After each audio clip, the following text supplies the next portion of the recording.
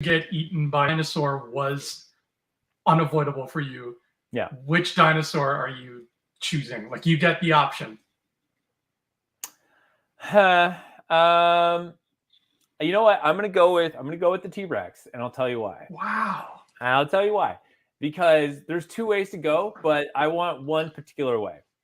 And that one particular way is being stepped on. And I'll tell you why. Because if I'm stepped on, I'm pretty sure it's instant death. Like, just like, yeah. And that, that's it. Boom. Boom diggity. You're done. That's it. It's over. But being thrown in the air and chewed in half, there's probably a chance that I'll survive and then be burned alive in the stomach. So that's why I'd rather be stepped on. Just stepped on. Let's call it a day. Yeah. I don't like the idea of being chewed either. Yeah. No. Like raptors, they'll chew through you. They'll go work fast, but you'll still feel all that. Stepped on is instant. It's just, there you go. I hope it's instant. Yeah. I want to get, I would choose a Triceratops because it's my favorite. And I would, because I know he wouldn't eat me because he's an herbivore, but I would get him to like charge me, and he charges me with his horn and he like hits me and I go flying into like a tree and I hit my head and I die. Okay. That works too. Yeah. Yeah, for sure. Yeah, that would be it. That would mark for instant death as well. If you got charged and then knocked out that way.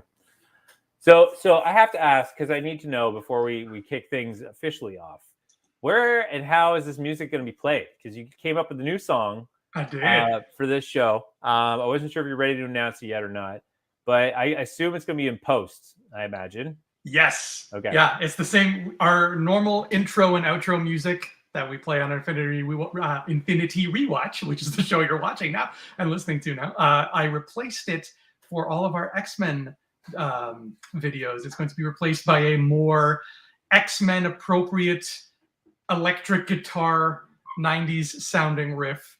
Because the original one was written to kind of sound like a copyright-friendly version of the MCU theme, right? Right, that whole thing. But this one is a little bit of a copyright-friendly version of because, I mean, I'm not as talented as whoever wrote that. It's funny. As much as I love that intro, that X-Men animated series intro, I gotta say, it's not my favorite. It's good, but it's not my favorite is the pilot episode, because that intro is so metal and it hits you so hard that you're just, and I'll do it. I'll happily do the whole thing because I know it so well. Let's hear it. Starts off like X-Men save the day, X-Men coming your way, and then it kicks off like Magneto's hordes are on the way to pillage, burn, and plunder. But there's one team that will not yield, a team that treads like thunder. And that's it. That's the theme. But I love it. It's so good, and it just gets you so jacked. I know why you like it. It's because it sounds like an 80s theme song where the song is telling you the plot. Right? Oh yeah. It sounds like Cobras attacking. I watched that intro you sent me, and man, was that ever something, brother. Was that ever an experience? That's it, man. But that, honestly, there's an art to doing intros like that where they literally tell you the entire plot in the intro and then give you 80s metal sprinkled on top of it to give you everything you need for a show. And it meets all your expectations. It's great. We need to bring that back. Yeah. That has to make a comeback. Intros that tell you what the show is about. Yeah, I'll tell you top 3 right out of the gate, okay? Captain Power, Soldier of the Future, okay? X-Men, all right, the 80s intro, and then of course Reboot.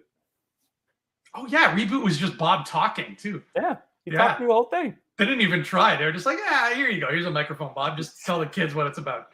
Tell us what you do, Bob. Well, Cindy, I protect the mainframe.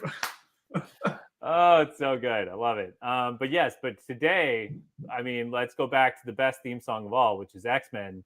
And that's what we're talking about today. Am I right? Da-na-na-na-na-na-na.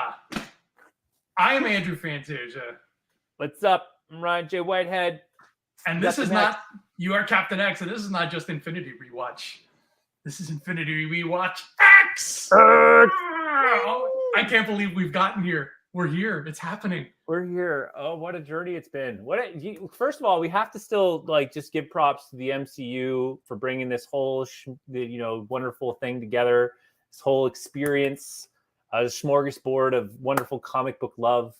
But we have now gotten to a point where Feige needs a little bit of a break. Needs to put his house in order a little bit. Mhm. And what a great opportunity to go back to where it all began, where Feige was just a humble production assistant during this time.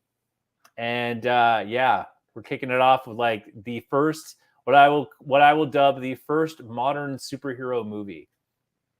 Yes, absolutely. It was the first Hold one of on the new to millennium. your butts. Hold on to your butts. And a quick postscript before we start. When you said humble production assistant, it looked like you did like a kata move with your hands. Mm-hmm. And I need to say, if you have not watched the Ninja Trilogy yet from the early 80s, Ryan, they are spectacular in all caps. Mm-hmm. Okay? They are so fun.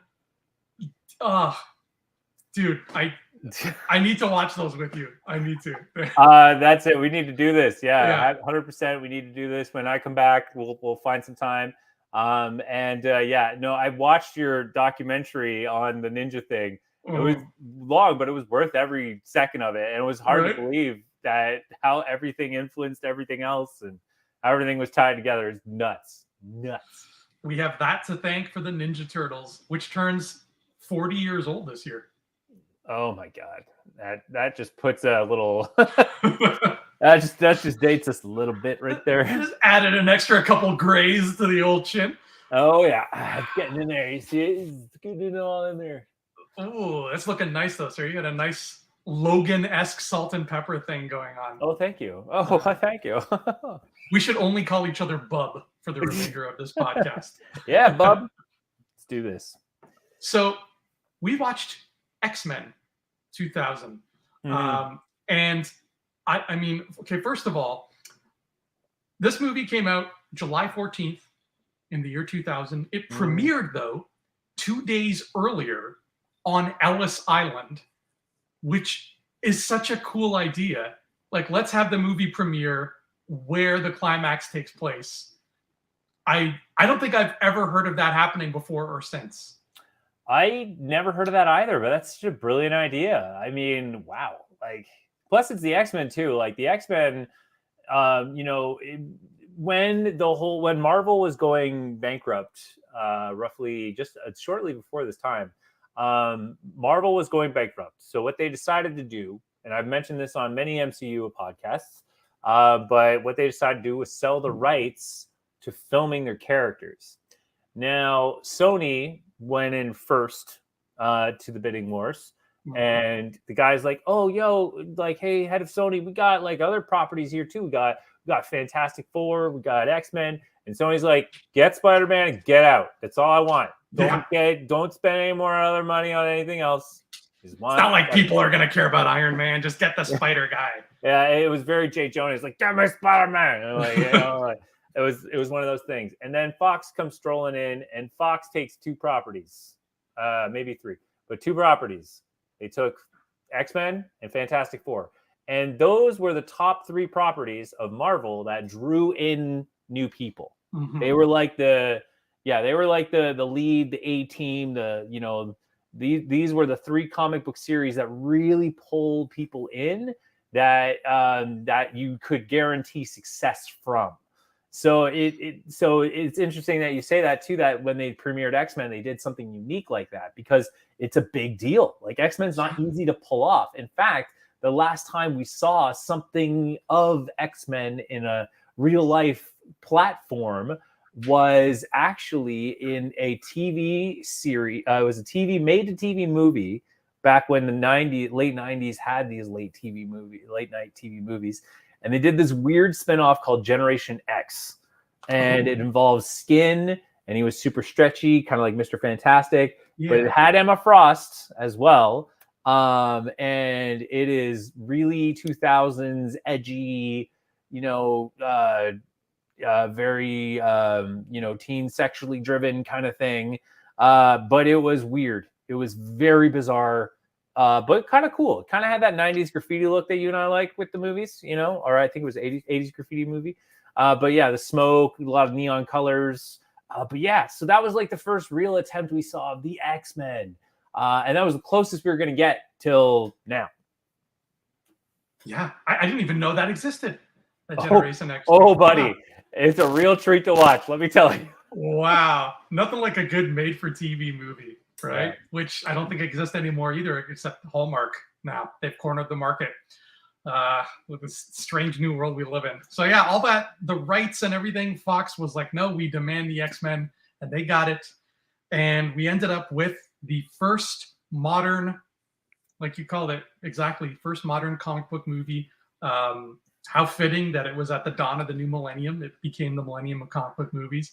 Mm-hmm. It was directed by Bryan Singer, who I used to really admire as a director, and then it turns out he's not the greatest person in the world. So too bad. Screenplay by David Hayter. And I don't know if I told this story before, Ryan, but have I told you about David Hayter? I think you might have, because we watched the Guyver back when we used to hang out.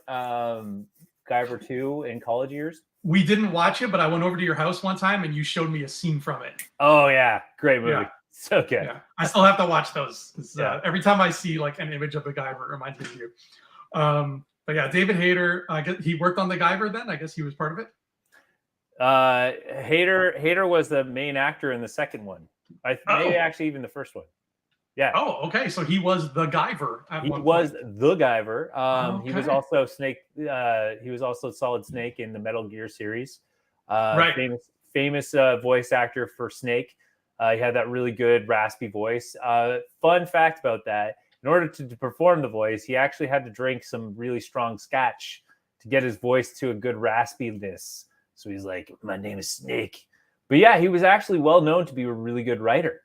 So I actually did not know that he was a writer for this movie, but that makes a lot of sense. I didn't know scotch could do that to your throat. That's kind of terrifying. Yeah, you should try it sometime. Well, everyone is your voice acting. Welcome to Infinity Rewatch, everybody. I'm Solid Snake. Metal Gear. What do you mean Metal Gear? But Metal Gear. The David Hayter of it all, the fact that he wrote the screenplay, I bring him up because my high school drama teacher, I won't say her name on the show, but my high school drama teacher used to date him when she was in high school. Yes, and actually, no, I do remember this. Yeah. She remained friends with him. At one point, she even got him, like he left her a voicemail on her phone for us. She's like, hey, can you can't come to the school and talk to my students, but can you leave a voicemail for my students? And he was like, yeah, sure. So during one class, we got a voicemail message from David Hayter. I forget what he told us, but I was just too starstruck. And then eventually at Fan Expo, I met him. And I thought, I'm going to have some fun with this guy. So I saw, this was maybe the last time I went to Fan Expo. So it might have been like 2019 or 2018 or something. It was not long ago. So I saunter up to the writer of X-Men and the voice of Solid Snake. And everybody who's there, like in the lineup, is talking about Metal Gear or whatever. So I completely throw this guy for a loop, and I'm like, "Hi there, David," and I shake his hand, and I just say, "We got a mutual friend." He's like, "Oh my God! Did you leverage that so you can get an in Hollywood? You mother trucker! You mother trucker!" I should have too. No, I just said, "We got a mutual friend, David," and he's like, "Oh, who's our mutual friend?" And I said my teacher's name. And he gets this look on his face. He's like, "Oh, wow!" And he's like, "Wow, yeah, I'm a big fan of her." And I'm like, "Yes, I know." And then that was it. We had a nice, pleasant conversation, and I bid him adieu. But David, I know where you live. No, I don't. I don't know where you live. David, I wish I knew where you live. Yeah, hire us, please. Yeah. I love that though. Yeah, it's funny that you kind of have that degree of separation from David Hayter. He's an awesome, talented dude. Like honestly, I'm surprised he's not in the spotlight a bit more. But yeah, I'm surprised too. And he seems like a nice guy. He's got like a lot of stuff to his name. He's a prolific guy. And you're right. You don't picture him like you hear like, oh, the voice of Solid Snake also writes screenplays. Like what? So he bounces around a lot. He's exactly what I think both you and I would want to be like if we got into the industry. Like, we'll do a little of this, we'll do some acting here, we'll do some writing there, we'll do some producing here, right? It's like anything and everything that we can do that we're interested in doing, that we're passionate about doing. Absolutely. So he must have had. Sorry, go ahead. No, so it's interesting. My big question to you was when and where, or well, not when, because like it's pretty specific. When did you see it day one, and which theater did you go to watch it? Ooh, yes. This is what I've been waiting for, right? Because we were at a point in our lives, Ryan, where we did not know each other when these films came out. No, this was one of those things where we both have said it to each other very romantically. That had we grown up, yes, we would have been very close friends, and probably would have saw this movie together. Oh yeah, sure. We would have been like, oh my God. We would have gotten rides to the theater from our parents because we were. And then trading X-Men cards on the way. Yes. So unfortunately, I could not tell you where I saw it. Back then, like today, I am directionally challenged where I really need GPS to help me get around. Back then, forget it. I was just like, I'm in a car and now I'm in a theater. I don't know where I am. But I do remember a lot of, the circumstances of when the movie was coming out. And in particular, my favorite memory story of this film is the winter before it came out, because this was a summer movie. It came out in July. The winter before it came out, my mom would usually drive me to school, I think at that point, either that or the buses, whatever, but it was a snow day. And I remember having been outside, whether it was in my mom's car or like out waiting for the bus, whatever, and then learning, oh, there's no ride / no bus today because there's no school. It's the weather's too snowy. And you're 11, so you're like, yes. And so I like jump back into the house, right? And it's early morning because you're about to leave for school. And my mom had the news on. And it's like the early morning, just CP24 news or whatever. And I come back in the house and I take my coat off, whatever. And as I'm taking my coat off, my mom's like, Andrew, they just announced, the snow day, whatever. And she's like, but now look what they're talking about. And on the news, they were saying there's a live action X-Men movie coming up. And I was like, the snow day just got even better. And I think they specifically were mentioning in the news because a big part of the movie was filmed here in Toronto. If I remember right, I think the local haunt known as the Roy Thompson Hall is what served as Xavier's mansion. If memory serves, I could be wrong, but I think it was the Roy Thompson Hall where they filmed the interiors of his mansion. So it not was his mansion. It was the press. The Senate hearing on mutants in America, and in the hallway was Roy Thompson Hall. That was the hallway of Roy Thompson Hall. When Magneto and the professor talk to each other? Oh, okay, so that's what it was. That's where the Roy Thompson Hall scene is. That's what it is. Okay, yeah. So it was a big deal up here for Torontonians and everything. So it made the news and it made my snow day. It was incredible. And then when the movie was out, like I think the week or weekend that it had come out, the news played the clip of Storm shocking Sabretooth in the train station. And it was just funny because, it was such a big deal that a comic book movie was coming out that it made the news, and the news reporter was like, wow, here's this clip of Halle Berry giving this guy a real shock. And then what about you? Where were you in your life when X-Men hit the waves? What do you remember about this time? So I don't have that detailed of a memory in terms of like, I'm pretty sure I was gaming and just collecting trading cards and what have you at that time. But I remember the theater I went to, and I remember that was the first time I started seeing movies like that 4 times in the theater. Like I would constantly find opportunities to go and go again. And it was funny. My parents would be like, "Why? You've already seen the movie." I'd be like, "But I need to see it again." Like, I know what you're gonna miss. And it's funny because watching this movie again with more adult eyes and just like constant exposure to just kind of revisiting. Let's just leave it at that. Mm-hmm. But there's still things you miss. So for me, I remember seeing it at Silver City in Mississauga. Nice. This was Winston Churchill and Dundas. It was by the bowling alley. So it was for me for where I live. Wait, was it where I live? No. For me, I had to be driven there or take a bus, but I could walk from my best friend's place to that theater.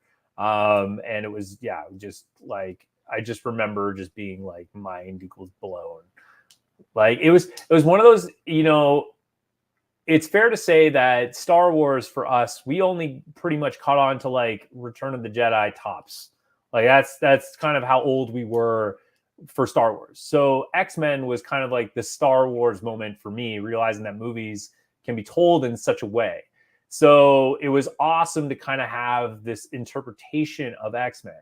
Now, for me, the big thing here is that, yes, this was a one-of-a-kind experience at the time. So, of course, we can give it a lot of props for that very reason. However, that being said, this was also the time when adaptations were a bit too far away from like its source material. And interesting enough, I remember doing research on this, and Kevin Feige was like waving the comics in Singer's face, being like, follow the comic, you will not go wrong. And Singer told everyone, Hugh Jackman, all the cast, don't read the comics. We'll figure it out together. And again, it's not a terrible movie. Yes, there's some bad things. It's flawed, very flawed, but it's not bad. It's for its first like modern superhero movie. It's kind of interesting. And when I was watching it, I actually really had some joy out of it. Like I was like, wow, they did some cool stuff. So that was the time for me. But yes, that was the first time I would go see movies like 3 or 4 times in theater, movies like that. So it was quite the spectacle. It's funny you say that because I think this is the first non-Star Wars that I went back and watched again in the theater. Okay. Because this was a year after Phantom Menace. So this guy, I was still riding I'm still thinking of Watto and pod races and Obi-Wan Kenobi. Like I am living inside the Star Wars world at this point. Well, like keep in mind, yes, we were the prequel trilogy, but I meant like the original, like the game-changing original. Yes, absolutely. I spent like most of 1996 and 1997 just thinking about the originals and watching them, and then when the prequels came, I was just devouring that. So I was excited for X-Men, obviously, but I had no idea what to expect. None of us did. We didn't know superhero movies were going to become a thing. We had no frame of reference.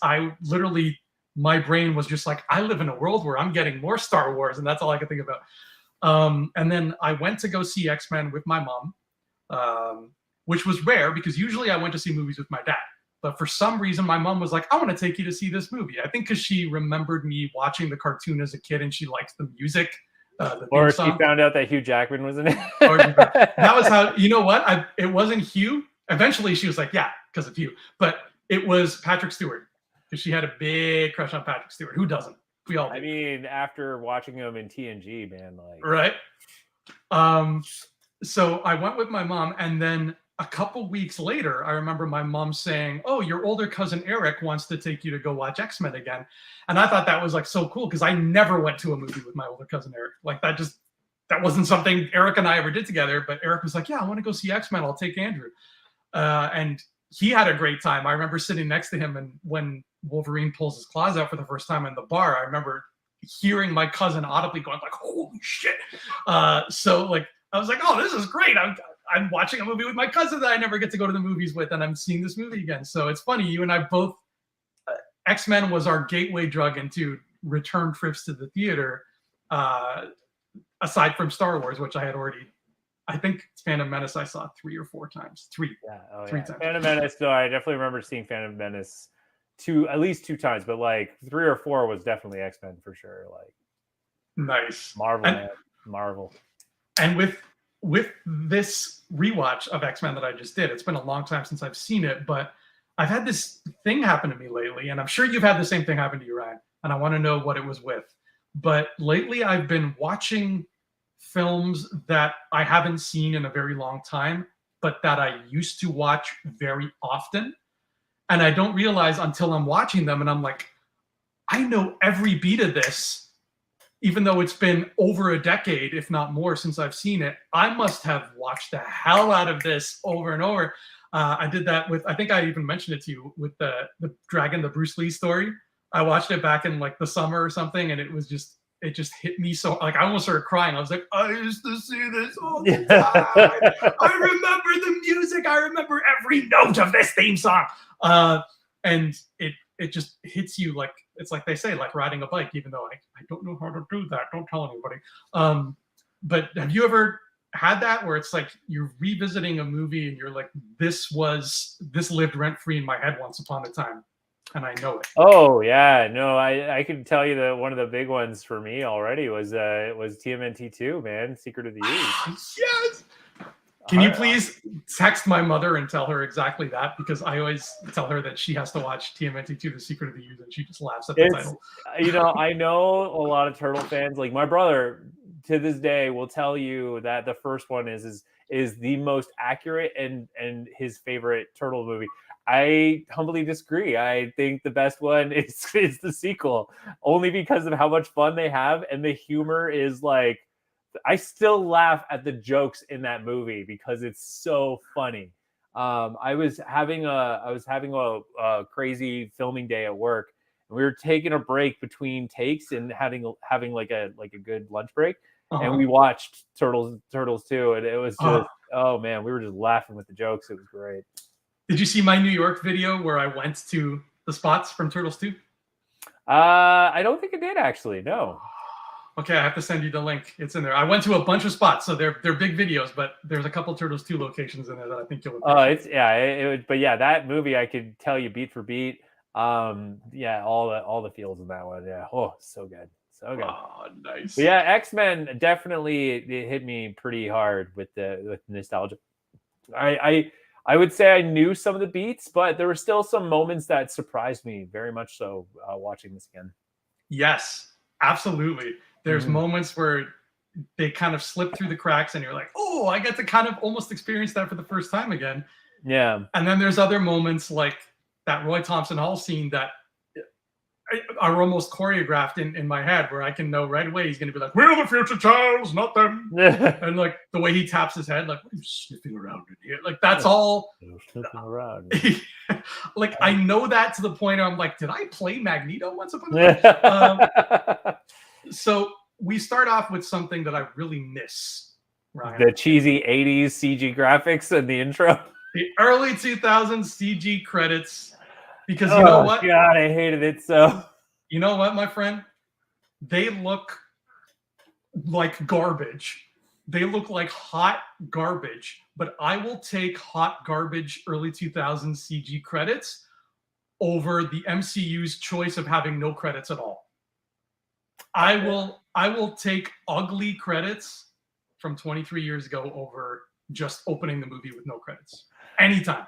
It's so funny that it's I hate when there's no opening titles in a movie. I know, but I think it's because like they want to just get you into the rhythm, you know what I mean? Like the rhythm of the film, whereas like the opening credits is like a spectacle. Like I don't know how else to describe it, but like it's kind of like it's like an opening, right? Like it is exactly in its simplest form.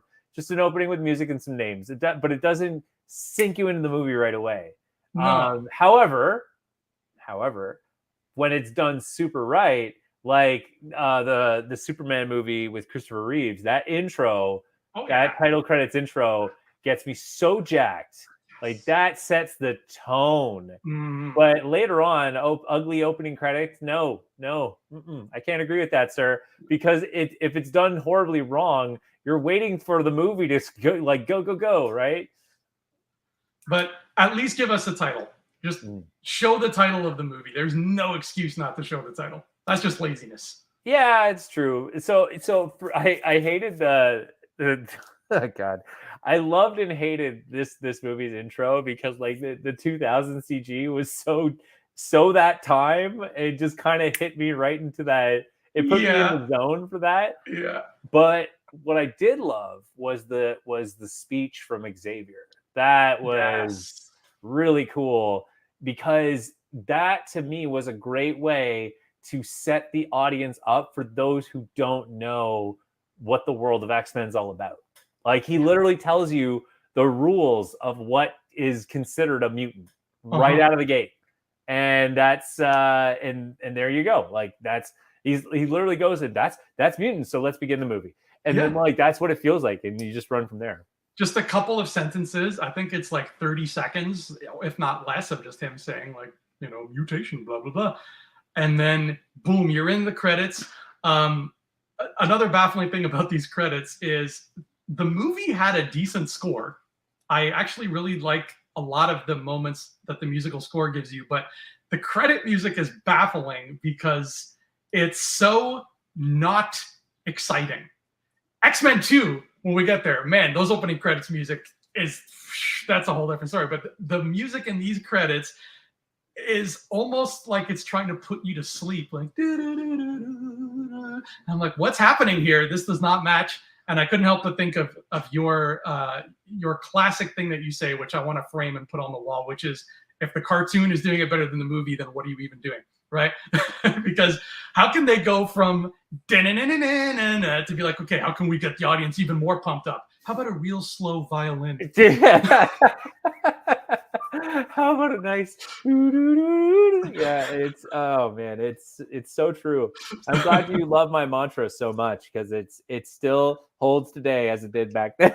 Oh, if I ever have a dojo on my property, I'm gonna get somebody to frame it, write it in like ancient kanji, and put it up there. Oh yes, no, exactly. But it's true. It was a weird choice to do this kind of violin, but I think it's because it being the modern superhero movie, it kind of felt like a transition from like old superhero movies. Because if you think about it, they're gonna play by the rules of what made the last superhero movies great. So what were the last great superhero movies? Well, you had Superman, and then you had Batman. And yes, you could argue that like Batman Forever still technically counts as like a modern superhero movie, but it doesn't because it's riding off the tails of the first two, which in my mind is what cemented that era, the what's called the silver age of superhero movies, right? Yeah. So Superman had the great orchestrated opening, and then Batman had kind of a darker version but still played an orchestrated opening. So X-Men, it kind of made sense to be like, look, if we're going to do a superhero movie, we need to have our version. And even Spider-Man, same idea. Spider-Man had a nice orchestrated opening as well. So it kind of played to that. And I agree with you. I think they should have just done something different. Like, yeah, do like a heavy metal intro. Do something cool. Do something different. Or do an orchestrated song, but have a guitar, like an electric guitar, as part of it. Yeah.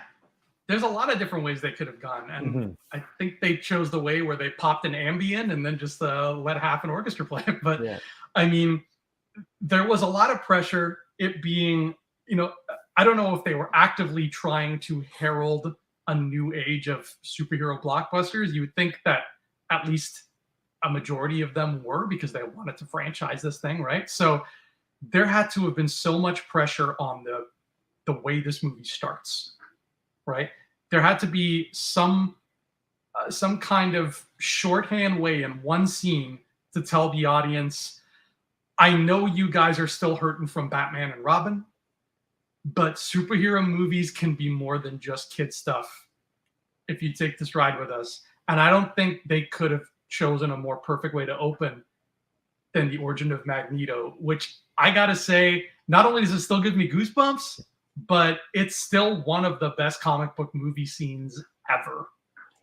I'm not even, there's no contest. It is up there. It's on like the Mount Rushmore of movie scenes. I have to agree, only because it speaks to Marvel's way of storytelling, which is like keeping it as close to and basing it on real life events as possible. But to the point where they even used it in the newer X-Men movies, and they still use the same scene Yes. to do that moment, and yeah, you feel it. But what I love is it's like it truly cements like mutants living in that world and the shock of it, and you kind of have this like like it, and you kind of everyone, like the people in that moment, in that scene, like the characters in that scene and you the viewer are all experiencing the shock of this kid's power, and like holy crap, right? And then they knock him out. Oh. And then they don't even let you catch your breath. You're still like, oh my God, this is a comic book movie. And then right away, you're in Mississippi.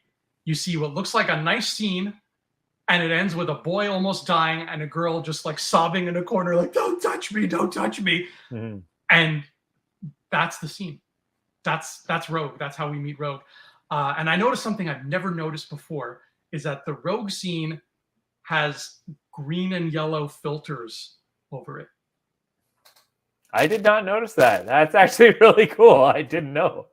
I would say though, Rogue for me, it was hard for me to swallow the fact that Rogue, this is like pre Captain Marvel Rogue, so she doesn't have her flight, she doesn't have her strength, she just has her power. So it kind of is awkward. They actually kind of took Jubilee's story a little bit and then just made it Rogue's and then did it that way. Yeah. So that was kind of like, oh, okay, like whatever. But it was nice that they pointed to Canada, like, woo, Canada's a part of the film. Yeah, go Canada. But yeah, it's true. It's crazy that they did these beats of like, Magneto's powers to Rogue's powers.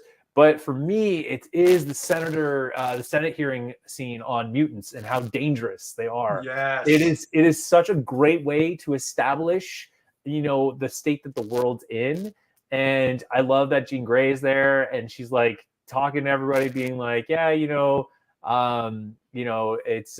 we don't like just defending mutants. I can't remember her argument stance, but I love that Senator Kelly's like, no, we need to register them. We need to, identify them. And then he talks about Kitty Pryde being able to run through walls. And then they talk about Professor X powers. And it's just such a perfect scene to set up the world of X-Men. If I were to pick one moment, the first kind of dialogue that sets up everything, you could not have picked a better scene. You couldn't. There's nothing. You could have done, Rogue coming to the mansion for the first time, or, like parents dropping off their kids at Xavier School. All that could have happened, but no. You chose the greatest moment of tension between humanity and mutants. It's so, I can't gush anymore about it. If it's one thing this movie did extremely well, was first of all casting certain characters, just poetry.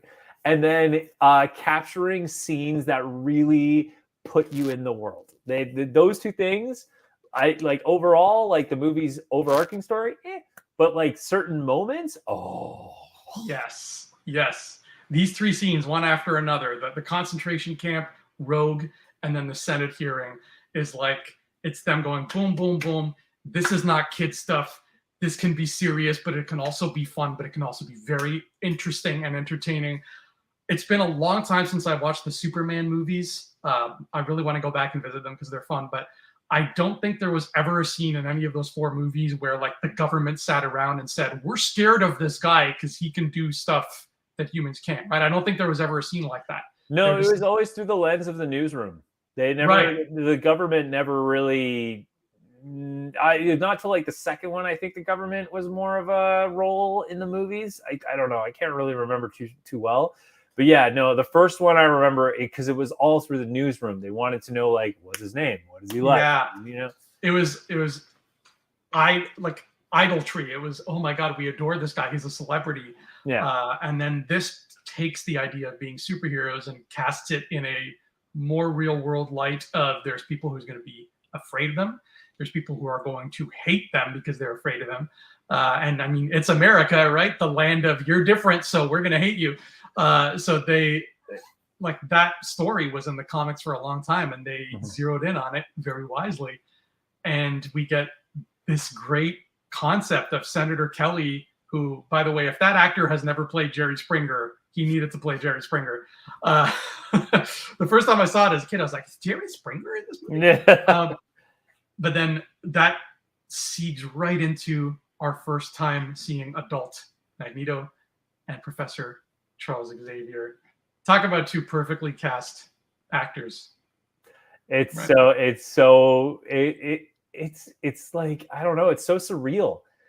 Because they captured, the casting was so good for them because they captured the relationship that I think is very hard to do. The cartoon did it extremely well as well, but like to be able to replicate that relationship and give it that sincerity and more importantly, the respect that these characters have for each other. Is, oh man, it's so hard to capture, but they did it, man. They did it. I remember even putting in my notes that, like, how did I say it? But I was just like, oh yeah, love that. I just put love that Magneto Xavier beginning, like, and I love that it's perfect because it ends on him walking. It's just the lines, like, you're searching up here. What are you looking for? I'm searching for hope. And he's like, I'll bring you home. And it's just, it's so back and forth. I love it. I love it. It's one of my favorite relationships in any superhero story. And I don't know. I mean, we've talked about dream casting for the MCU, but I feel like if the MCU doesn't get that relationship right, then it's already doing worse. It's a waste. It's just a waste.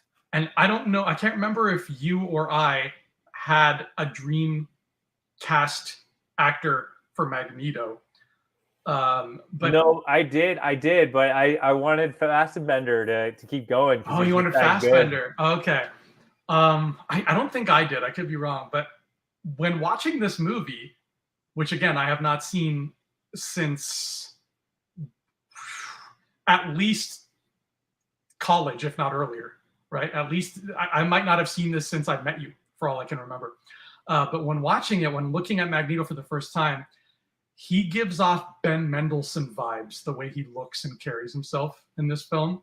And it's too bad Ben Mendelsohn already plays Talos, because I'm thinking of how he is and like the way he looked in Rogue One with the cape, like he cuts a striking figure in a cape. He could play a great Magneto. Oh, 100%. Yeah, Ben Mendelsohn for sure. He has the elegant voice for it too. Like just yeah. No, but that scene, just speaks volumes. But yeah, I love that they started with the Friends of Humanity arc and how mutants are dangerous. The other thing I like in the story, and they do again, they really do some kind of nice moments. Could they have taken it further? 100% they could have. But the comments that Jean Grey was making that are like, you know, these people are not dangerous. You know, she's like, that's an unfair question. She's like, anyone with a gun is dangerous, right? And I love that there's a kind of a tie there to, like, you know, guns are dangerous, and they're like, they're even. She's like, yeah, but you know, and then he's like, yeah, but we give people a license to drive, and her argument was like, yeah, but you know, you don't teach them like there's so many good back and forth rules of safety and how safety works. And yeah. And I would love to see them do a similar scene today. Like if the MCU could tackle that scene, because, you know, given the climate, I mean, it is what it is, people, don't get offended here, but given the climate, that scene made today, they would make a point of saying that the Senator Kelly figure is a right-wing figure. And Kelly himself makes a remark where he says, I don't see people or whatever, I just see weapons in our schools.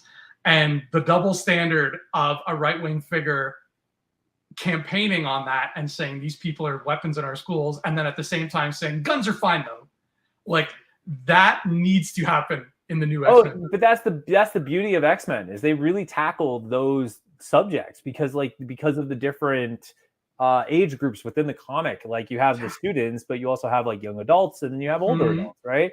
But yeah, and then like he talks about like, yeah, but like, oh, I remember, it's you teach them or you give them a license to drive. We give them a license to drive, but she's like, yes, but you don't give them a license to live. Yeah. And that was a really kind of nice. But I could watch a whole movie where the entire movie was just one at a time. Every X-Man takes the stand and argues against Kelly. Like, 100%. But yeah, so I love that, and then I love that he talks about how mutants can jump into our mind and like, you know, make us like change our very thoughts, make us do things. And I love that it cues over to Xavier, because again, people in the back of the audience, if they didn't know who he was, it literally gives you that moment, right? So I really love that. And I gotta say, this movie really kills character intros in the best way. Like they do the best character intros for everything, because we have this beautiful Jean Grey intro at the Senate hearing. Would have loved to have seen Beast, actually. That would have been if you wanted to take that scene one step higher, Beast would have been a great character to have at the Senate hearing, which we'll kind of find out later on.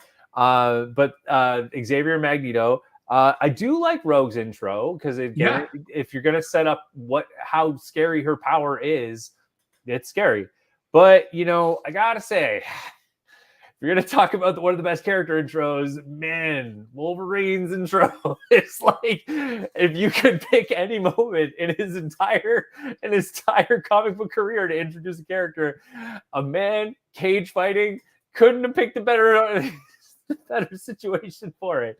Fun notes is the guy who drops off Rogue in the truck, and she's like, "This is Laughlin City." Yeah, and she's like, "Yeah." The guy's like, "Yeah, this is Laughlin City." That's the voice of Beast. No way. Yeah, that's the voice of Beast. Isn't that funny? I was looking at him and I'm like, do I know this guy from somewhere? But it's his voice. Wow. He actually, when you hear him say it, you pick up the Beast accent. But man, yeah, cool. The Wolverine friggin' a cage fighter. Whoever thought that was really thinking that day. Let me tell you, because that was brilliant, and I love it, because like he's this like nomad, right? And like again, what would a guy who has like lived as long as he has instant healing generation, but he has this depression of all this things he's carried. Like he's lived through World War II, you know, like he's lived through all this, and he's still super young. And anyone he's known is either dead or like, you know, cybernetic with super long, deadly nail thingies. But he's seen the world over and over. And so where does someone like that go? You'd want to get that experience beaten out of you. And it's just perfect. Like he fights us all the time. It's great. I love it. Right. And like, well, remember too, he's lost a lot of his memories pre-Weapon X too. So he's just like, I think I'm this, I could be that. And he's just, he doesn't like the idea of himself as a person, because he knows there's something wrong. Well, because he knows he's a weapon, right? Yeah. Like he always has kind of come to the actualization that he is nothing but a weapon. That's it. Yeah. So he lives this very lonely lifestyle, and we get to meet him that way. And how funny is it that the first X-Men movie and the first Spider-Man movie both have a cage match in it? It's true. I thought that was really interesting. I never saw that before. But we get this great, and on top of the great intro, it takes place in Canada, because yay. We even see an old $5 Canadian bill in the tip jar. We do. Yeah, those are not around anymore. I liked those old bills, man. They were nice. They were classy looking bills. We used to also have. My dad might still have that old $2 bill that we used to have, but yeah, good times. No, I loved it, and I loved again when Wolverine. You already said it, but when Wolverine first brings out his claws. But I have to say, the one thing that I both loved, it's such a love-hate relationship. But it was like they did Wolverine so right that it just became about Wolverine, and like took away from the X-Men. Yeah, and I remember this from the games, from the cartoons post this movie. It was all it went from X-Men to just Wolverine and the X-Men. And it's like, okay, we get it. We know everyone loves Wolverine. You don't have to slap it in our faces, but it became almost, in my mind, it became almost a bit too ridiculous. But to be fair, on the love side of it, it's just because they did it so right. They did, if out of all the characters, if you were to take away anything you wouldn't like in this film, you literally left with Magneto, Charles Xavier, and Wolverine. Like really, if you strip it down to like the major characters who have the most impact and have like the best delivery, those three characters. Like Jean Grey is a great character, and the actress they casted, a perfect actress for it.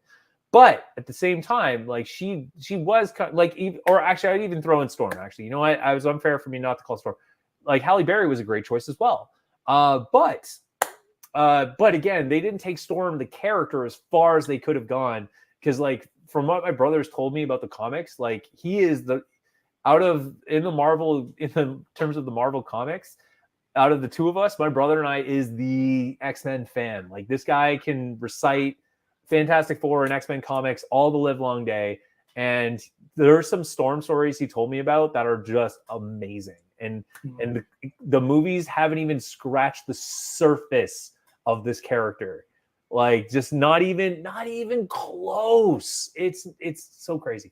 But going back to the point on Wolverine, this is one of the biggest characters they got right, and just it became all about him. Yeah, and I mean, I get it. He's always been a really popular one, but I've always liked the idea of X-Men being an ensemble thing. That was my favorite thing about the cartoon. Is you watch a new episode, you never know what it's going to be about. Oh, this one Cyclops goes to an old West town, and we're just following Cyclops around. Oh, this one's about Rogue and Gambit. Cool. This one's about Colossus. Yeah, and the X-Men are always a unit, they're always a team, but you're just kind of following them on these separate journeys of their lives, and that to me is the beauty of that team dynamic. So yeah, to focus 15 of these movies on Wolverine is a little bit extreme, but I get it. I mean, you've got Hugh Jackman, he's great, he plays the part well, you nail the character. It's hard to nail comic book characters, but they nailed this one, costume notwithstanding. So yeah, I get why they would want to milk him. But we get this beautiful intro to him and have him team up with Rogue, and it's very cool and it's very satisfying. And then in particular, this scene in his RV where they're driving together. I don't know if you felt the same way, Ryan, but I always felt like back in the day, you don't get this feeling anymore, but back in the day, whenever there would be a TV show or a cartoon or whatever, and they would adapt it into a live action movie, you always get that feeling of like, well, the movie is going to go above and beyond and do things that we never expected before. Like, for example, the Casper movie. When they made the Casper movie with Christina Ricci, it was a big thing of like, oh my God, we get to see Casper, what he looked like when he was alive. We get to see boy Casper. Like they always took it to the next level and gave it a reason for existing as a movie. With X-Men, for me, and tell me if it was the same for you, but for me, it was this scene right here in this RV, because this scene to the little kids who were running around at the time being X-Men fans, this scene answered two big mysteries that had never been solved in the cartoons, or as far as I know in the comics. Maybe in the comics everybody already knew this, but to me, a guy who just knew it from the show, was we got to learn Rogue's real name. Because everywhere else, it was always, every book I had, whatever, it always says Rogue's real name is unknown. We don't know what her real name is. We just call her Rogue. But we find out her name is Marie. And on top of that, we answer the question of, do those claws hurt when they come out? Every time. Like, that back and forth between them, oh man, it's still probably one of my favorite scenes in the movie. It's true. That's when minor details like that really do provide clarity. I am not a fan of prequels that over-explain unnecessary little things that I don't need to worry about. Mm-hmm. Like a Kessel Run. I don't think I need to know why I assume it's just a really impressive feat that he accomplished, and that's all I need to know. I don't need to see the events happen, but you're right. This is one of those details that it's nice to know, and it really helps layer in this character and why he's always so short with people, because he's in constant pain. This guy, but he's in emotional pain, doesn't know why. He's in physical pain all the time because if he needs to defend himself, he needs to pull out the claws, right? Now, I love the RV scene as well, because again, we get the X-Men doing their thing, which is really cool. And it was a good intro, not cage fighting good, but it was a good intro. But here's where some of the flaws really started, like make me start to worry about where this movie was going. So I love that Wolverine comes out. You see his instant healing as he goes through the window, which is really cool. Again, a guy with instant healing. Why would he wear a seatbelt?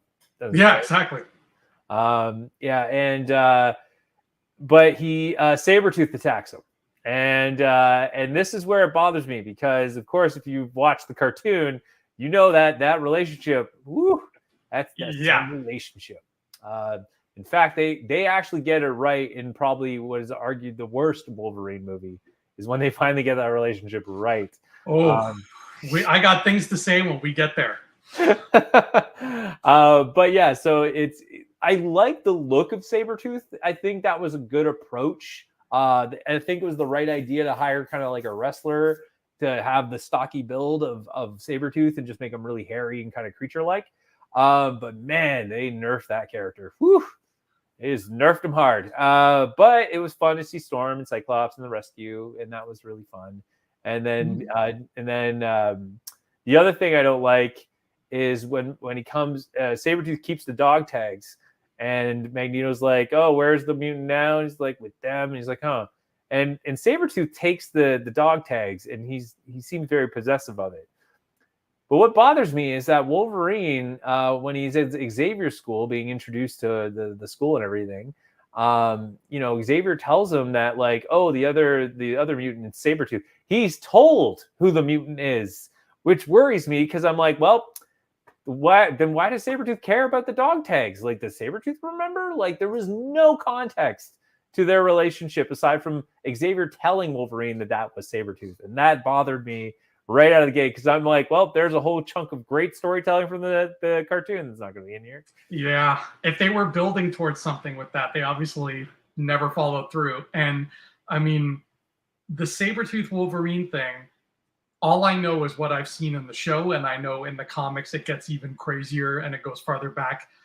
But I'll say this, I think that the choice they made to make Wolverine and Sabretooth strangers in this movie is almost as bad as the choice they made in 2014 to have Splinter and Shredder not have a history.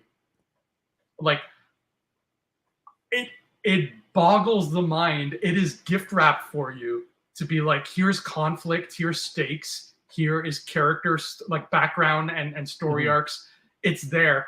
Nah. Okay, but you have those characters interacting in your script. What are they going to do? Yeah, they'll figure it out. They will find a way to make conflict. It's so weird. It was so weird. But fun fact, when Wolverine's being introduced in the school and he goes to meet Xavier for the first time, and then you see Kitty Pryde pick up the books and run through the door.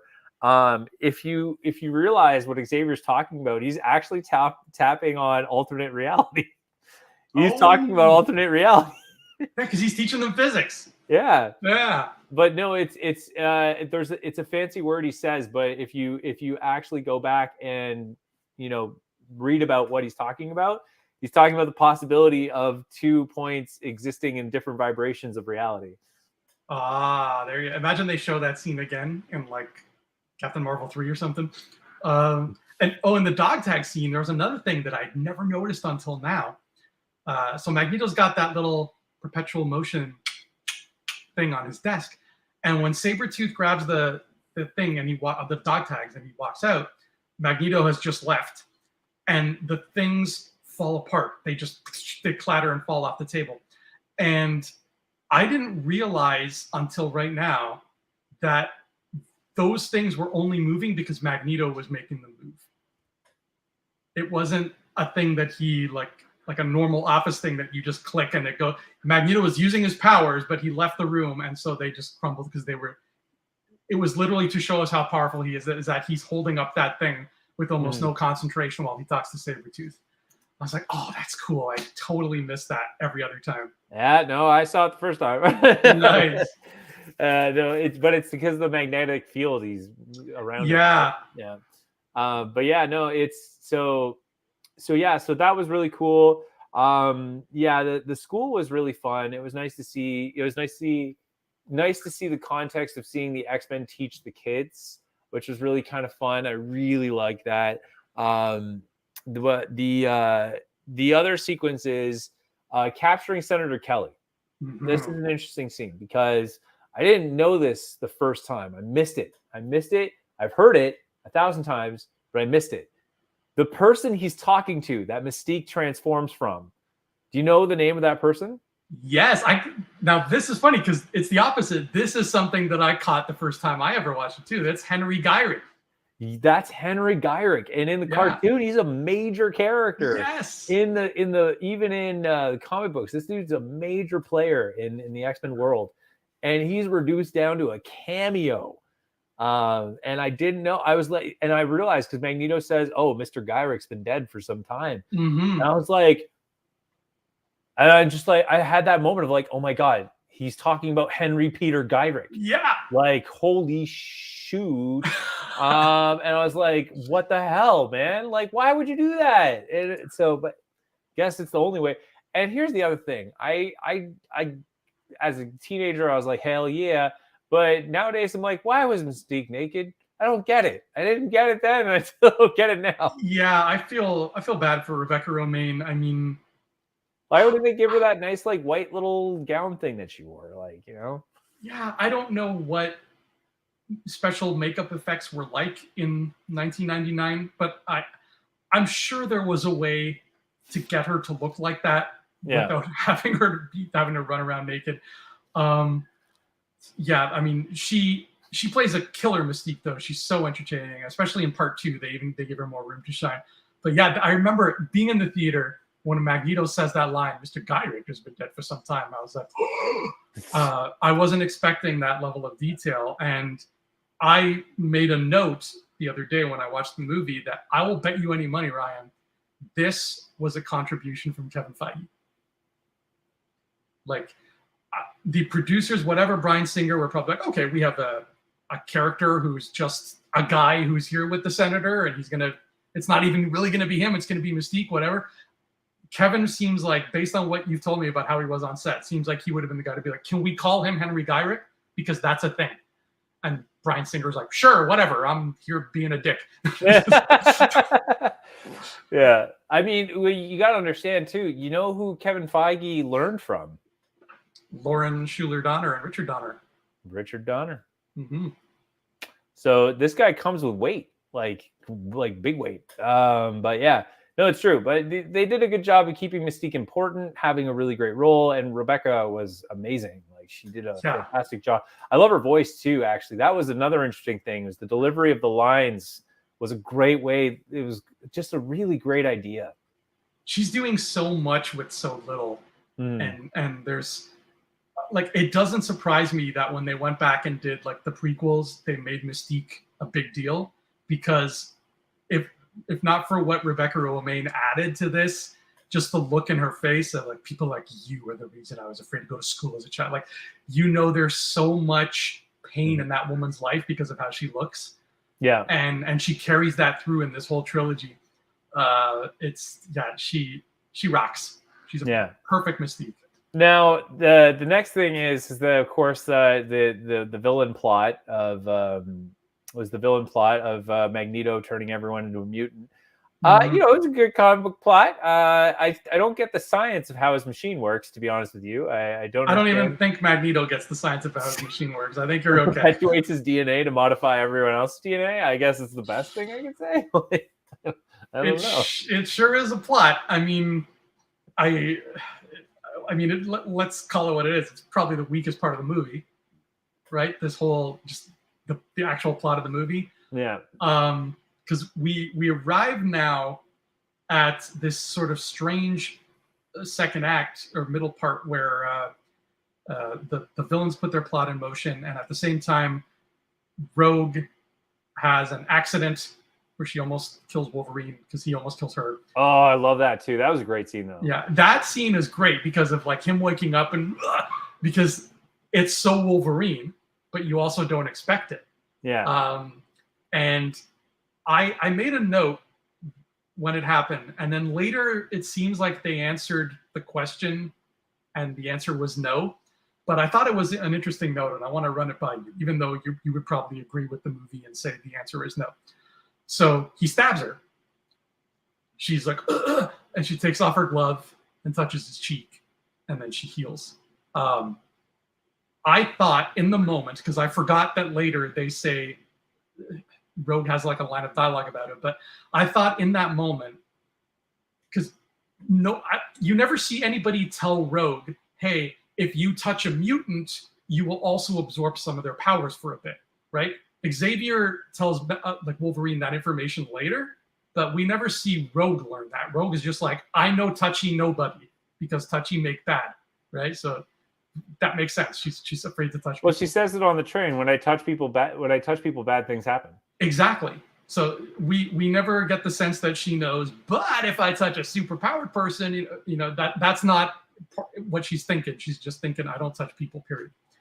So when she gets stabbed, as I'm sitting there watching her, when she touches Logan's face, I'm thinking, wouldn't it be kind of beautiful and also very sad, but also very touching if like she doesn't know she's going to get his healing powers. She's just thinking, I'm about to die. Screw it. I want human contact before I die. Yeah, like the kind of fan fiction in me, kind of the where my brain like connects the dots here is like, I think it was an expression of like a goodbye moment, like goodbye, because she was stabbed, right? Like that's shocking to the body. And one thing that I love about good superhero like stories is that the superhero needs to test their limits and understand how their powers work, right? And in X-Men, you kind of, the beauty of X-Men is you learn that as like time goes on for each character. But yeah, for Rogue, there's in the actual movie narrative, there's no point where someone has told her that that's her power and how her power works. Now, off script, you can, have that text analysis moment where you can assume Xavier probably sat her down and said like, hey, just, I know you're afraid of your power. And I just want to let you know, like, yes, you absorb the life. Like he somehow explained it to her like a doctor would. Yeah. And then maybe Jean Grey did. Maybe Jean Grey told her. Yeah, that's definitely something Jean would do too. Like similar to what Wolverine went through, right? Like all the medical stuff, which still to this day gets me, is when he's lying on the ground or lying on the bed and Jean Grey puts the needle in and he jumps out. Gets me every single time. It's so good. Anyway, so I don't know. Like I just my brain, the way I think, like connecting it is similar to your story. Is like she's just like reaching for a goodbye moment and like kind of like a thank you for like what you did for me kind of thing. And by touching him, heals and then collapses. Yeah, because that to me is more interesting if it's like accidental, whatever. But then later when she's talking to who she thinks is Bobby, when it's actually Mystique, when they're on the bench, and he's like, what did you do? Like, everybody's saying you almost killed Logan, whatever. She has this line where she's like, no, I only touched him so I could heal, blah, blah, blah. I borrowed his power. Yeah, I borrowed his powers. And I'm like, oh, that's cringy. It's cringy. Yeah. But yeah, speaking of cringe too, I felt that the Jean Wolverine relationship was a bit forced too. Like it's kind of creepy. To be honest with you, in the story, in the comics, and even the cartoon does a good job of kind of catching them up to pace. But it's she kind of reminds him of just being the kind-hearted, how kind-hearted people are. You know what I mean? Like, because he liked in the cartoon they showed Vindicator's wife being kind to him, and he takes a liking to her, but she's with Vindicator. Right. And it's Jean Grey. It's kind of the same relationship. Is like she helps him, but she's with Scott, right? And like this one, it's like there's no time for them to even build some sort of rapport before he's just like, "Hey, so where's your room?" Like, you're like, "Whoa, buddy, you crossed the line." Like, that's not cool. Like she's like, "Oh yeah, it's with Scott's like down the hall." Like, I would not expect her to say anything else other than like, "Yeah, like I'm with Scott," like that's it. But there's like the Jean in the show, in the cartoon, did it better, where you could see the struggle of even Jean making like, you know what, Wolverine's like he's a guy in pain. It's kind of like it's a sympathy, but then it turns into love kind of thing, which I really like. And there's a really good story there. But this one was really shoehorned in there. Yeah, they really did take their time with it. I mean, I get they wanted to go there because it's an interesting ex relationship that is part of the whole mythos, and they knew fans would appreciate it. But yeah, you got to pace these things out. Like, he jumps off that hospital bed and he's like, "I'm in love with you right away." Well, he smells her. He smells her too, and he's like, you know, like it's weird. It's just weird. Yeah. I mean, I know he's been on the road for a long time, but come on, Logan. Yeah, like, come on, dude. And like later on when he gets a medical examination again, he's like, couldn't wait to get my shirt. Like, it's creepy. It's just like where's the pain? Where's like the gene? You know, like the looking at the photo cutting through the middle, you know, like all that stuff. Where is it? But anyway, going back to it. So yeah, anyways, they capture Senator Kelly, and I love the welcome to the Brotherhood line though. I mean, that was a great satisfaction moment. And then so Rogue, okay, so moving on to the next great scene here, the train scene. I love the train scene. I love it. Yeah. It is an X-Men moment on so many layers. Okay. So first of all, the first X-Men moment was Wolverine finding Rogue and then talking to her. Also, we get our first look at Cerebro, which in my mind was a little lackluster. It was kind of neat. That's like a giant spherical room, and then he wears the helmet and does the thing. But overall, the effects were really kind of bizarre. I feel like there's something else they could have done. I hate the grays and like the black and white noir kind of zooming through. I don't know how else you would have done it, to be honest with you, but it's a tricky concept to adapt. I think if they had spent more time on it, it would have gotten grading. But for what they gave us, I was like, yeah, this is fine. I get it. Yeah, it was good. It was good. It was a pass. The welcome professor thing was kind of weird, but like I'll take it. Yeah, so they go to the train station, and then you know Cyclops and Storm are going through there, and then you see Toad climbing up the walls, which was fun. But I love Wolverine and Rogue's dialogue about like, hey, like, you know, like I'm gonna be there to protect you. It's fine.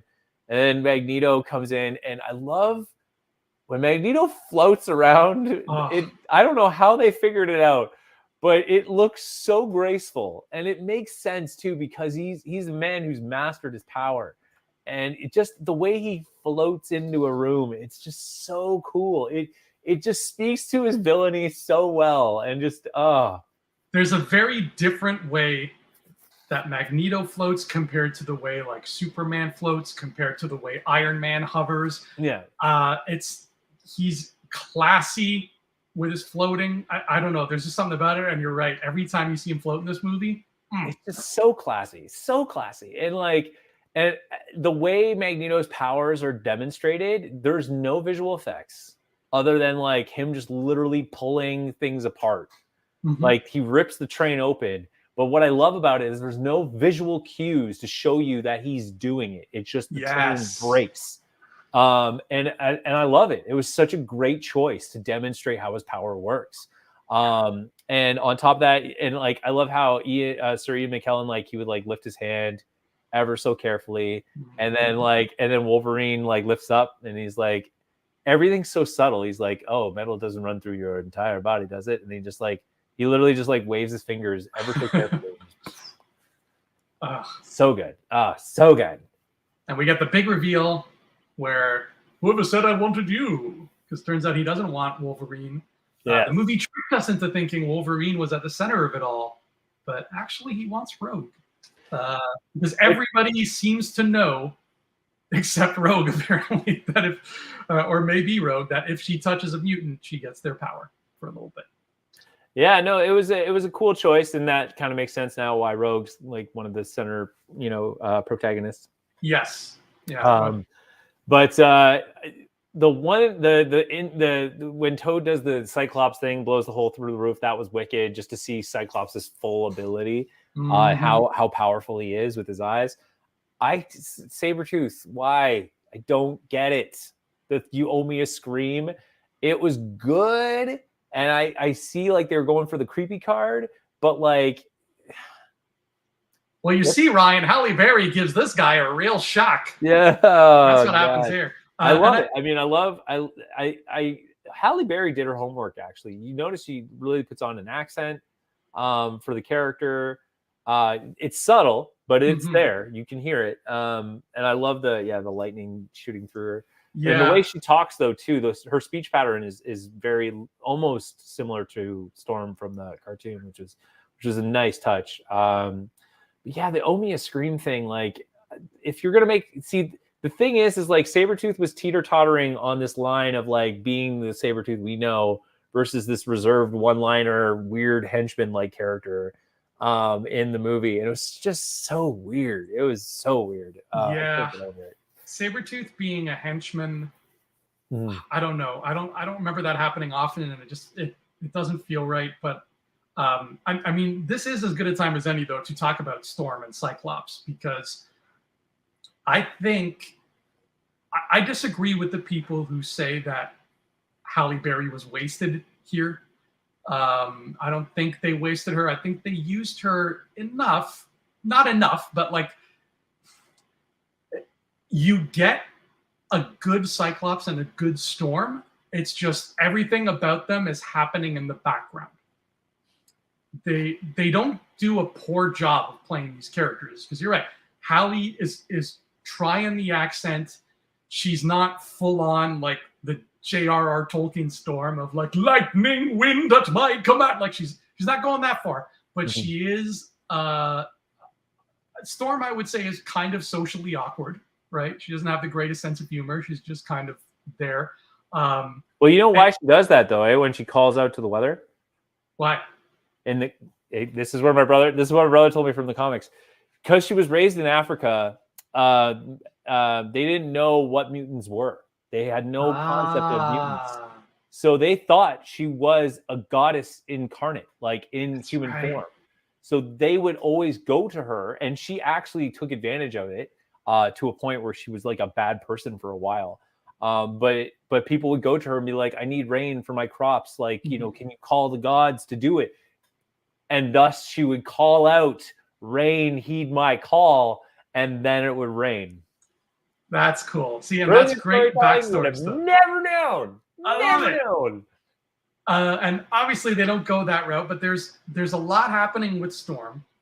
It's just happening in the background. And the same can be said for James Marsden as Cyclops. I mean, that's a thankless role, getting cast as Cyclops, especially at that point in time, right? Like, maybe today, in the modern day, they might treat Cyclops with a bit more respect and give him kind of something worthwhile and juicy. But for a long time, he was a punchline. He was the dorky Boy Scout that Wolverine makes fun of, and the kids watching the cartoon are like, take that, Cyclops, you stupid dork. So this movie is being made and coming out at that time when that's how Cyclops is viewed. And they still take those little pot shots, like in the second movie, when they boot up his car, he's got NSYNC playing, like all these fun little digs at like Cyclops is lame. But James Marsden, again, it's all happening in the background, but he is keeping with the integrity of the character, where he loves Jean and he loves this team, this family that the professor's given him. And when the professor's out in his coma, Scott's like, whatever happens, I'll take care of them. And I'm like, okay, that's Cyclops. Like, they did not go wrong with Cyclops. They just have him he and Storm are just being really subtle and just doing their thing off on their own. Yeah, Cyclops has one really endearing moment, and that moment where Xavier's in a coma from the whatever Mystique did to Cerebro thing. I don't know what she did. Put root beer in the she turned it into a root beer float, and then he was like, "Oh my god, my memories of A&W brain freeze." But yes, you're right. James Marsden was actually a great casting for Cyclops. He looked like Cyclops. Like, it was really well done. It's a thankless role. I mean, sorry, that's way too on the nose, and I gotta move on because I just want to keep the pace going here. but it's just so funny. The more I think about it, I actually my dream casting for Cyclops is Joel Kinnaman. I think he would be such a. I think his name is Joel Kinnaman. But he would be such a great Cyclops. He has the build. He's got the kind of the tone that Cyclops has. But he's what I call a Captain America in learning to be a Captain America. He doesn't make the perfect choices, but he makes choices based on like those critical moments and what he thinks is the best for the team. And the problem is like, you know, he doesn't listen a lot to the team. He just takes his entitlement of being a leader and just leads them. And may not be the best thing to it. But at the same time, he does have good ideas. It's just, again, he's just a leader in training. Like he's trying to figure it out. And you see it better in the cartoon for sure. Storm, like again, I think it's one of those things where this movie, if they really wanted to play out a story, they really did a good job of planting the seed of the character in the first one, and then in the second one, if you had time, as opposed to making it pure Wolverine story, you could fit time into building her character and giving her more of a spotlight to it. Yeah, and I want to bring that up later. And I want to bring up the concept. Let's just do it the way you want to do. Clearly, you just don't want to talk about it now. That's fine. Because you talked about the train station scene, and I think we have to give props to the conflict of Professor X inhabiting Sabretooth. Yeah. And like, I love that. Yeah. You gotta press your luck, Charles. Like that, isn't that the coolest way to do Xavier versus Magneto? Right? Actually, like not a single punch any Xavier versus Magneto scene is brilliant.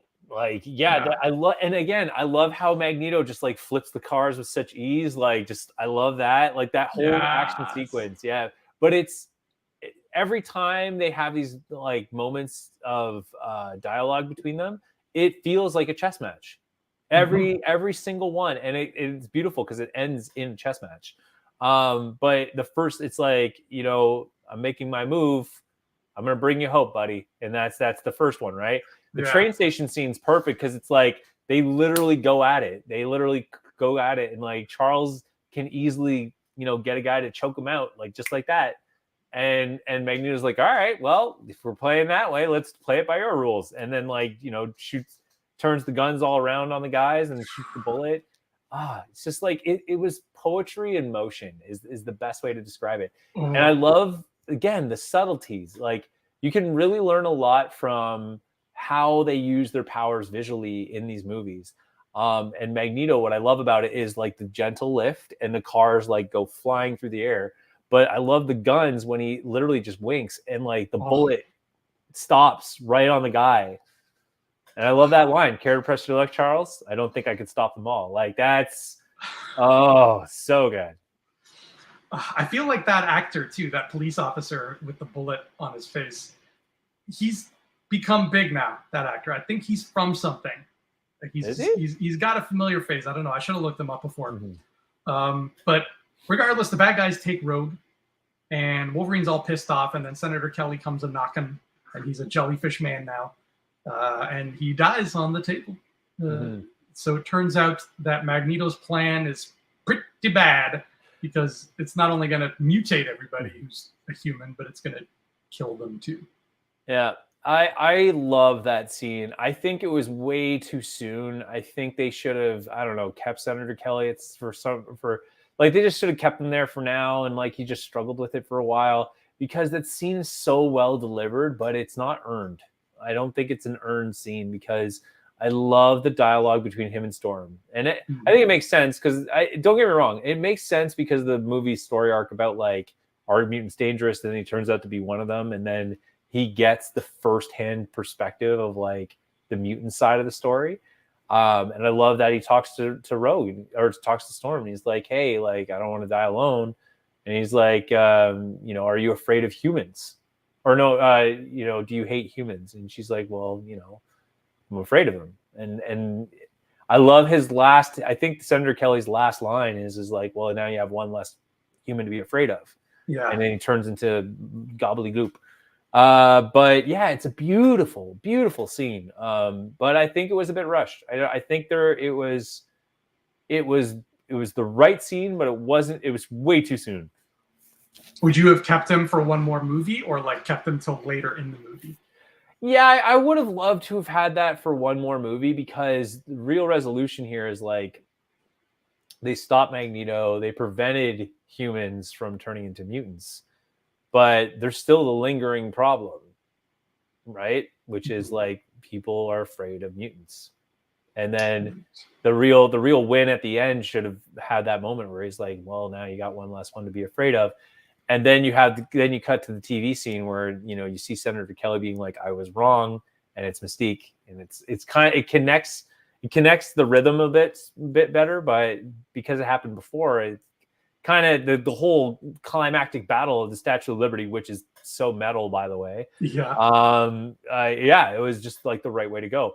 And I again, some of the dialogue in this, like if David Hayter wrote some of these lines, man, he knew the comics super well, because I love the scene with Rogue. She's like, he's like looking at Statue of Liberty. He's like, I saw it.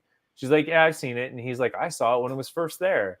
And he's like, you know what it was for? It was to demonstrate a land of tolerance. And she's like, are you going to hurt me? And he's like, yes. And she's like, why? He's like, because this isn't a land of tolerance. Like, it's such a villain line. It's so good. It's so Shakespearean in terms of like telling an X-Men story. I loved it. Yeah, that's one of my notes for like Ian McKellen's best piece of acting in this movie, and it's a tough choice to make, but I think it's when she asked him, like, are you going to kill me? And the way he just looks at her and just matter-of-factly goes, yes. Right? Like, that's when you know, oh, this guy can't be reasoned with now. He seemed like he had an okay head on his shoulders, but no, we're dealing with a maniac.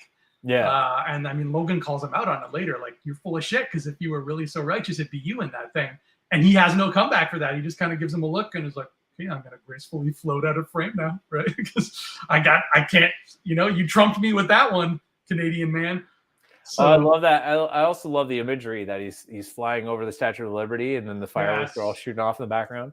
Yeah, no, absolutely. But some of the lines in this movie really speak to the story of X-Men, and it's kind of crappy that it has to live in that kind of movie. But like, and don't get me wrong, it's not a terrible movie. I'm being a little harsh here, but it's for it being a first modern superhero movie. Those are some great lines. Those are like, whew.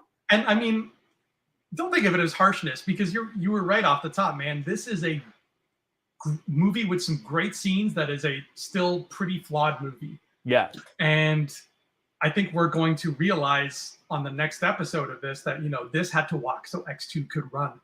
But yes, there is this clumsiness was bound to happen. And when we give it our Infinity ranking, I'll kind of explain what I think could have helped it. Maybe, I don't know, like if there's one thing that could have helped it. But you're gonna do how many claws does this movie rate? Is it 1 or 6? I do like claws. I think that's a good idea there. Is it an X? But so the X-Men rush off to save Rogue, and there's something. Can you tell that there's something missing here, Ryan? When the X-Men get in the Blackbird and they go off to go help Rogue, there's something missing that would 1,000,000% be there if this was a modern movie. I'm thinking too much about my moment during the scene where they fly over, but what's missing? What's missing? Maybe the actual music. Oh, I mean, you're not wrong. Like, absolutely. They could have done it. They could have done it there. They could have played the heavy metal music, right? Especially because I think the first shot of the cartoon intro is the Blackbird, right? Yeah. But no, what's missing is a hero shot of them all in their costumes for the first time. Oh, yes, indeed. Yeah. I mean, we get the moment of making fun of the costumes, of yellow spandex and all that, which, yes, 24 years later, we would all prefer yellow spandex. But there's never a moment. Which is funny because the photos of Wolverine released for Deadpool 3 and he's wearing the yellow spandex. There you go. It only took a quarter of a century to get us here. But there's never a shot of like we've suited up. We are the X-Men. It's literally like, okay, he's going to Ellis Island, and then they're there in the Blackbird with their suits, and he's like, oh, this is tight. And it's a strange omittance. It wasn't back then, but it is now because of, now there's a language to superhero movies, and this didn't speak it in that scene. Well, you talk about something missing, and I think you're right. I think the moment I was thinking of was the call out, like, oh, what do you prefer, yellow spandex? Like, god damn Cyclops. But but I think those two moments are related because they're trying to show you that this isn't a campy superhero film, but at the same time, again, you have to, like, by saying what do you prefer, yellow spandex, is such a slap in the face to all the history that the comics brought you to this moment. And you're literally like, well, forget that. Like, this is the new X-Men, right? Like, and it's really awkward. Like, Daredevil's costume is a perfect example, right? Like, like they found a perfect blend to make it like nowadays. Captain America's costumes are probably the prime example of like why you should stick with, the classic look and feel. Like, his Winter Soldier uniform, or even his Avengers Age of Ultron uniform, is like, that's how you do it. That's how you do it. But the whole point of the spandex was to demonstrate the physicality that these heroes have, because the next closest thing is Olympians. And what do Olympians wear? Spandex. Anyways, but yes, that's why we didn't get this like X-Men hero moment. But speaking of hero moments, we did get a hero moment in the fight with Wolverine and Sabretooth on top of Statue of Liberty. In my opinion, yes, some cheesy moments there with him like holding on to the crown and then doing his little 360 motion there. But it's a brutal fight. It is.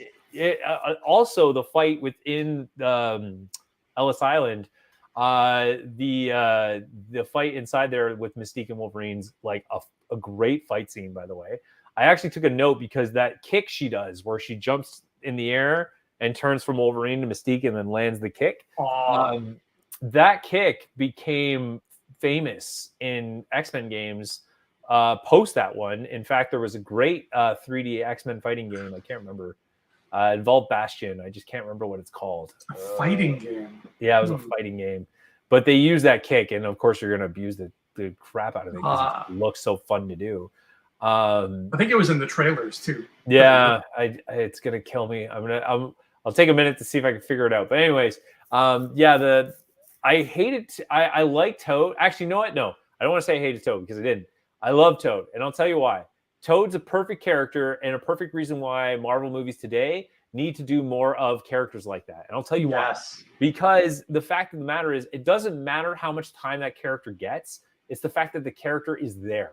Because he is a key member of the Brotherhood. He's been around for ages. So it was, okay, if you're going to do a modern movie, cool, whatever. But you could still have Toad be in the band. And like, though he might not have a big part, it's still nice to have him be there. And it was fun to see him do. I love Ray Park, Darth Maul, and do all that stuff. But like, it was a fun character to have and just do Toad-like things. Like, sure, why not? But like, Sabretooth is too big of a character to sideline him the way you did, because again, there's so much history there. Like, if you were gonna do, if you're gonna have a character like that, then don't use Sabretooth. Use somebody else. Because again, you could have done something different. Don't ask me who else you could have done, but yeah, it's you, like, for example, if you're going to do that, you could have put Juggernaut in that very same position. And I know we get Juggernaut later, but like, my point is like, just the way you're using the character is like, you could have put anyone in those shoes and not given them the breadth of the story they deserve. Yeah. No, Toad, I think they played him well. And Ray Park is having so much fun. He's loving it. He loves that he gets to be in these movies. Yeah. And I was thinking as I'm watching this now, I'm like, we don't have, at least I don't think we have, a modern day equivalent of Ray Park, like a guy you call if you want somebody to basically play a person who can do Jedi-like things with his body, right? Like, I don't think we have that anymore. There's no go-to guy in Hollywood for that, or go-to girl. There's not that I know of. Oh, it was X-Men Mutant Academy was the game. Mutant Academy. Yeah. Yeah, I don't know that one. But that they adopted the famous kick that we saw in the movie. Cool. But you know, and it was fun to see the characters, you know, have some X-Men moments, like Wolverine totally ripping on Cyclops. Yeah. I mean, yes, Cyclops got a lot of punches, but when it was done with Wolverine, it was done right. You know, like, hey, it's me. And he's like, prove it. He's like, you're a dick. Like that. Yeah. Like it's so good. And again, that's the movie of it all, where you elevate it. It's like, yeah, we grew up watching those two hate each other. Now let's see them hate each other with some bad words, because it's the movie, right? It's so true. But yeah, and then the climactic final battle there, it was fun. I love to see Wolverine struggle and try to, you know, claw the thing out. But the way he takes out Mystique too is great. Like that whole, like, you're not part of the group.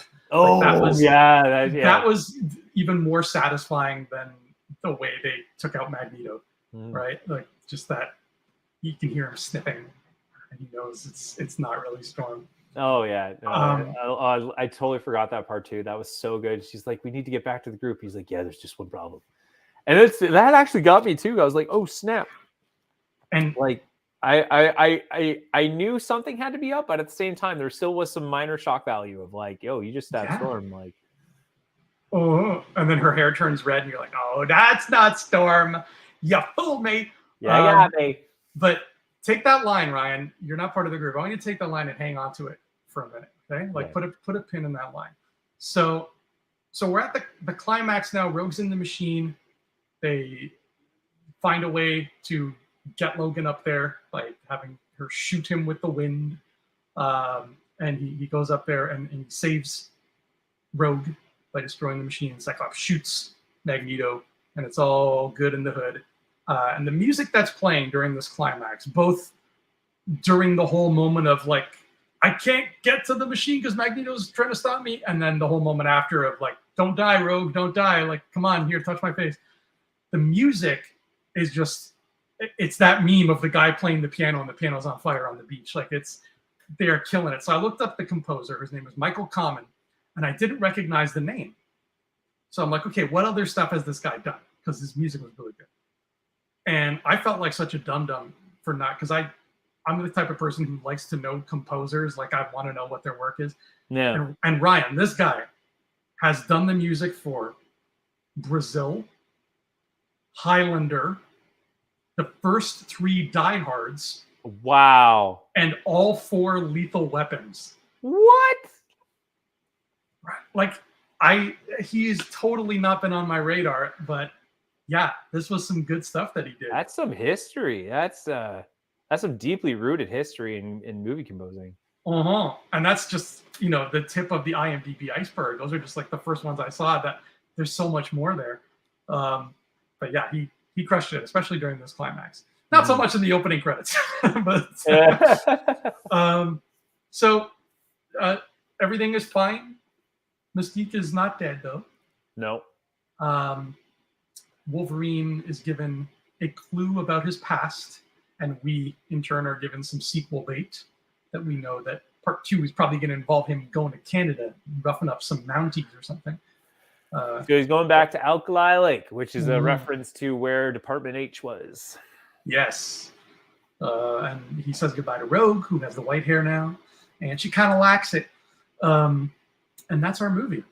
Why did she need white hair? Why on God's green earth do they, like, if you're trying to convince me that, like, hey, we did this movie for both fans and drawing in new people, then why did you make her have the white strand of hair? I get the character does in the comics. I get that. But we're also not dealing with the Storm who can fly and, you know, bend things with her arms because she's super strong. So why did we need to sprinkle in the fact that she gets a white strand of hair? Is it because Magneto's now part of her? Is that what we're trying to illustrate? Because I got that. She said that out loud earlier, is that these things stay with her. But to a point where she absorbs, to a point where her hair turns white? Are you kidding me? I mean, I'm not complaining because she is my second favorite X-Man, so I just wanted her to be as much like the cartoon as possible. I love it. I love her. In the movies, Anna Paquin did a great job. It's just that I personally think the script in the movie was kind of against her as a character. I'm just saying.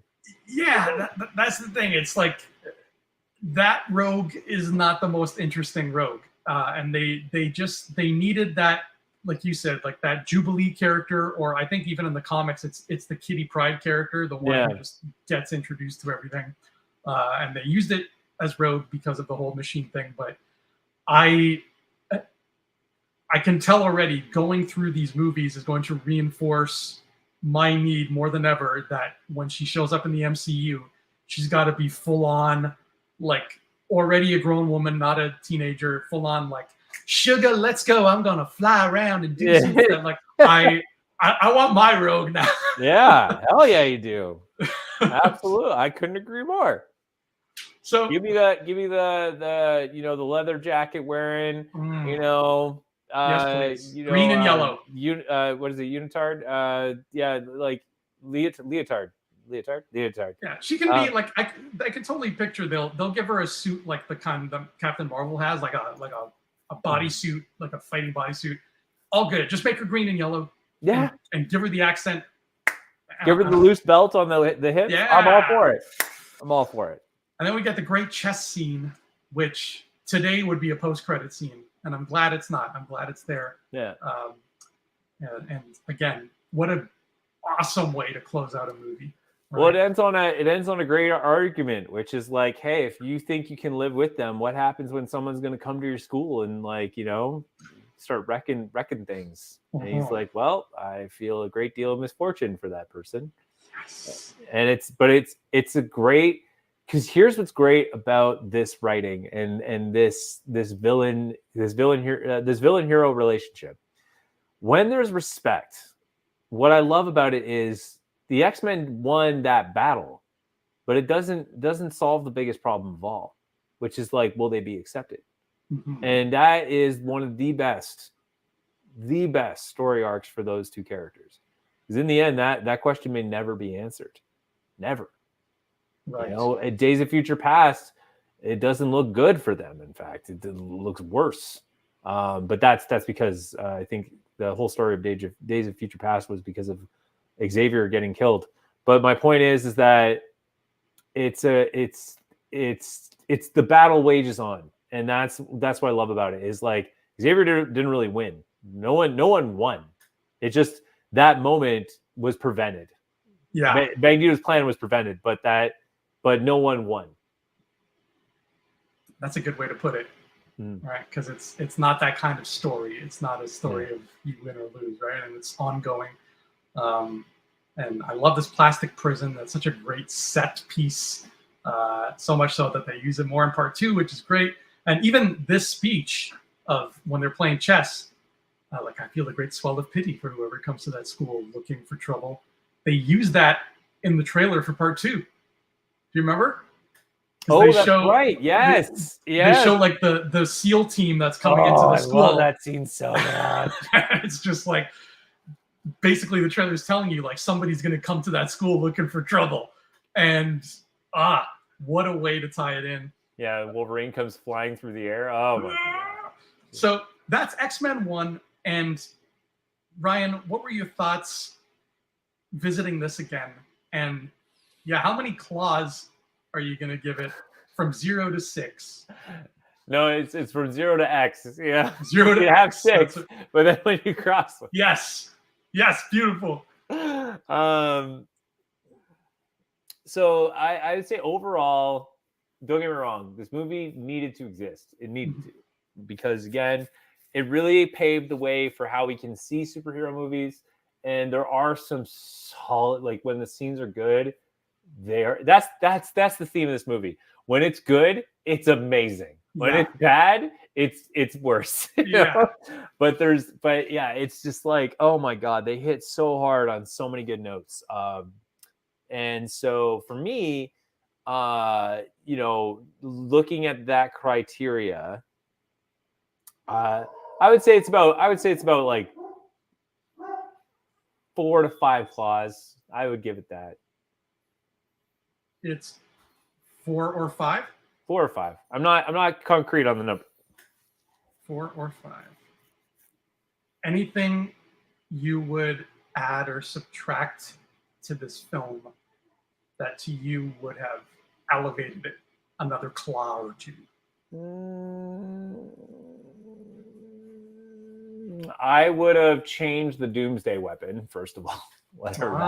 Okay. I love the battle on Statue of Liberty. I think that was a really smart way to do it. I really think that they could have done something better utilizing the same scenario. Like, hey, all these important people are going to be on the summit. But like something, I don't know. Like Shaw in X-Men First Class had a smart plan.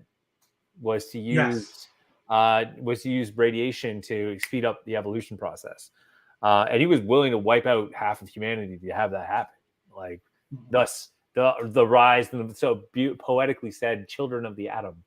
So I would change that. I would also elevate the storyline between Sabretooth and Wolverine, and have him have flashbacks of him being a part of the Weapon X program. Because if you're going to lean into, you can't just stand on the shallow end of the pool with that. If you're going to lean in, you need to lean in. The cartoon did it best, and they made sure you knew it, because I'm pretty sure they recycled that same scene. I'd say at least 20 times in the show. Like man, if I wish I might actually do a count one day of how many times they go through that same scene where he's in the tank. He has the helmet on, and he goes, and then breaks out the glass, and he runs out, and all that stuff. But yeah, like, if you're going to lean into that scene, you need to start right out of the gate. Like, have him haunted by these memories he can't understand. And Sabretooth knows who he is. And if Wolverine at least doesn't, at least Sabretooth does. And Sabretooth's like saying things that cue his memory. There's a really cheesy Steven Seagal movie that does it really well.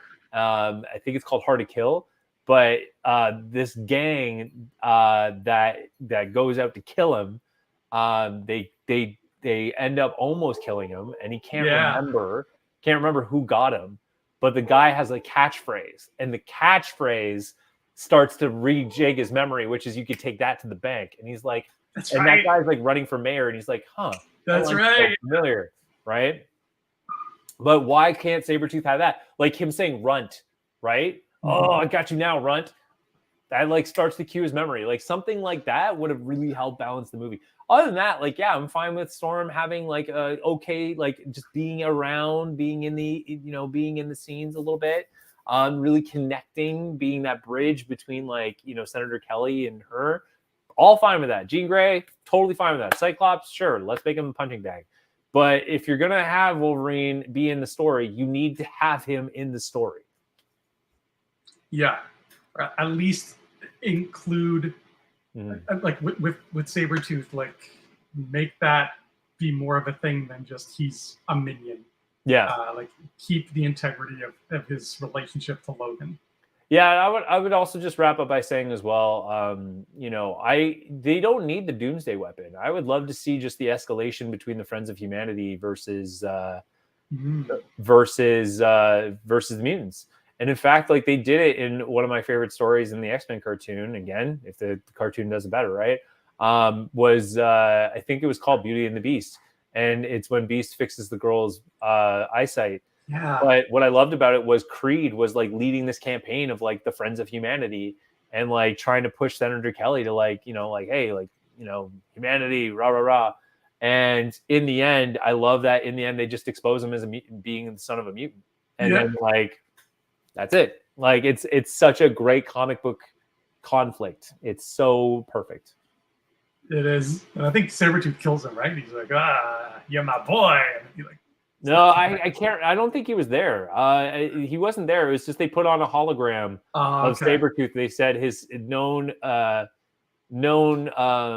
prodigy is Victor Creed or whatever. Yeah. So you got 4 or 5 claws from you. I like that. Because I'm right between you there, buddy. I'm giving it 4.5 claws. Yeah. Out of 7. No, it's 6 or 6 X. or X. You have to say the X. Out of 6 or X. Yeah. I think what this movie needs, what it's missing, is it has a very, very short act 2. Yeah. And normally in story structure, act 2 is usually the longest act. But here it's flipped around. And here act 2 is literally just Rogue gets stabbed, she freaks out, she runs away, the train station happens. That's act 2. That's so true. Yeah. Yeah, because then after that, it's Statue of Liberty time.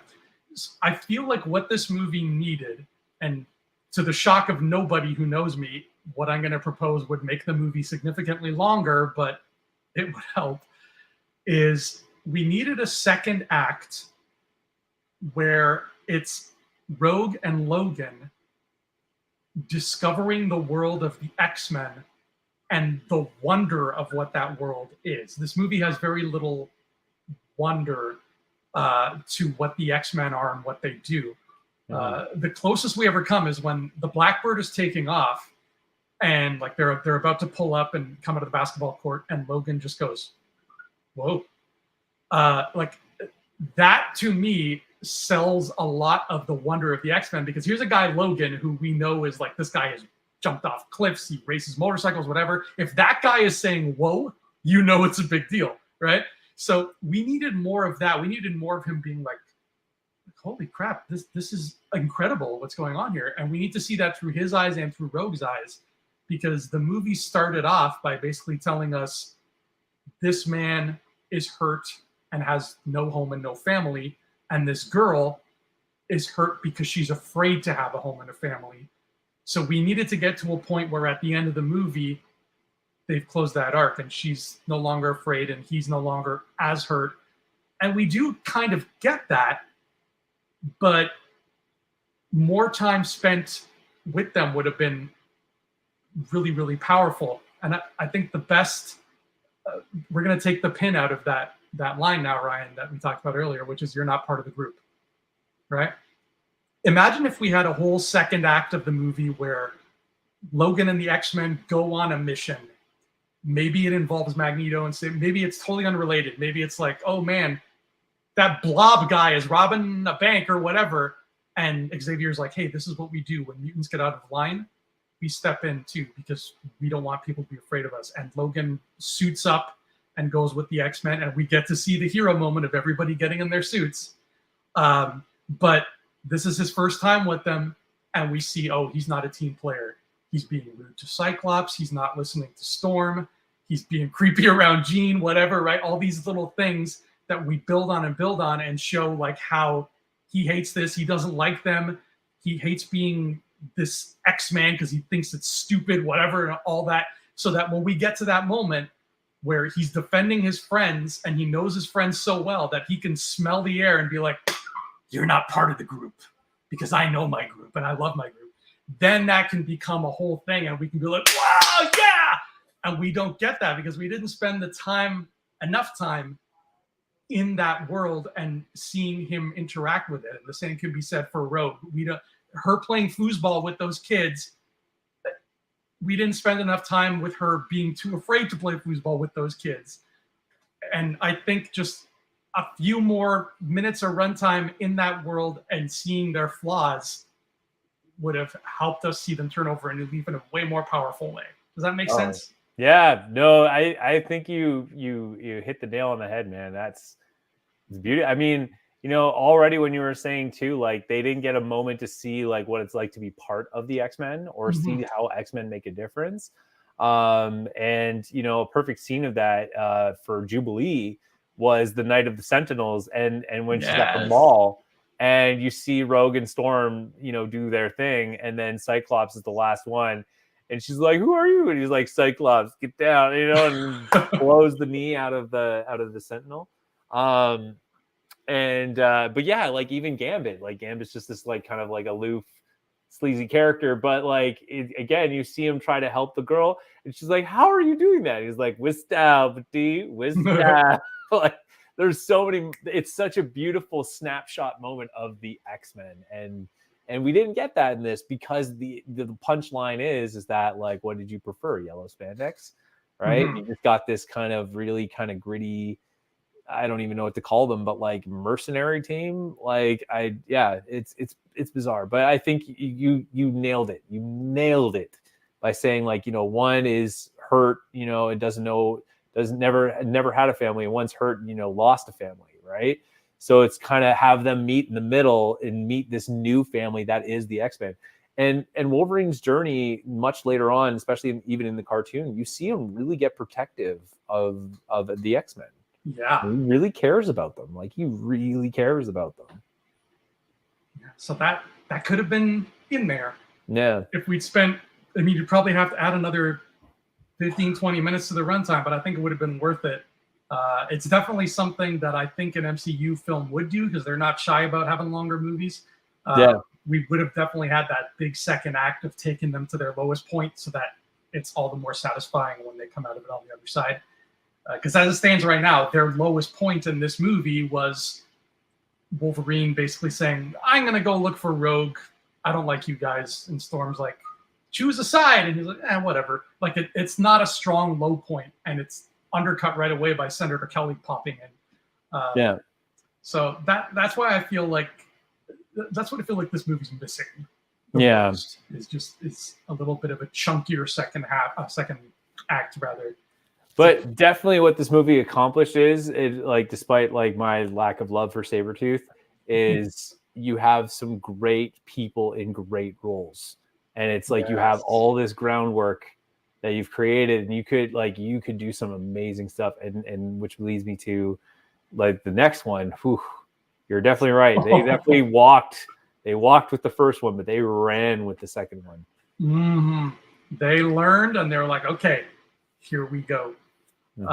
And I mean, this is a movie that begs for a sequel anyway, because there's so many characters and so much lore. So I'm glad this is what it is, because it led to some great stuff down the road. But Ryan, that's our first X-Men movie. Yep, that it is. We did it. Only 12 more to go. Whoo! No, I'm very excited for the next one. X2 is definitely one of my favorites for a lot of reasons, and we'll talk about it.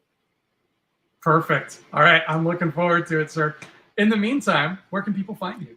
As always, you can find me currently on YouTube on the Microsoft Expert Zone channel, where I do a lot of cool videos for Microsoft. And please support that, as that's actually my income. So the more you support that, the better I get to keep working. So, and doing cool creative things. So thank you so much for that, and appreciate your support. Yes, everybody support him. He is single-handedly making Xbox cool. Without him, thank you. Yeah.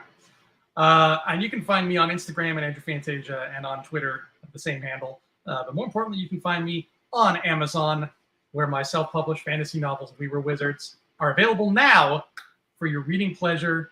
They are fantasy the way fantasy ought to be, if I may say so. I love these guys, and you can get them right now on Amazon, so check those out anytime you like, and that helps me out a lot, because that's how I get paid, kind of. But until next time, until X2, we bid everybody... Should we have a different sign-off, Ryan, instead of have a marvelous day? Yeah. Should we say something else? Externally yours. I don't know. What do they? Does Professor X say anything where he's like, "Okay, team, our meeting is over"? I don't think he does.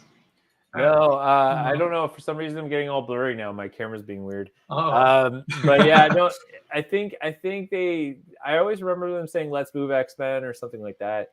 Or "Hear me, my X-Men." That's what Xavier would say. But I don't know if they have like a rally cry, that could be a closer, I think Jean Grey yells "Cowabunga" a lot, if I remember.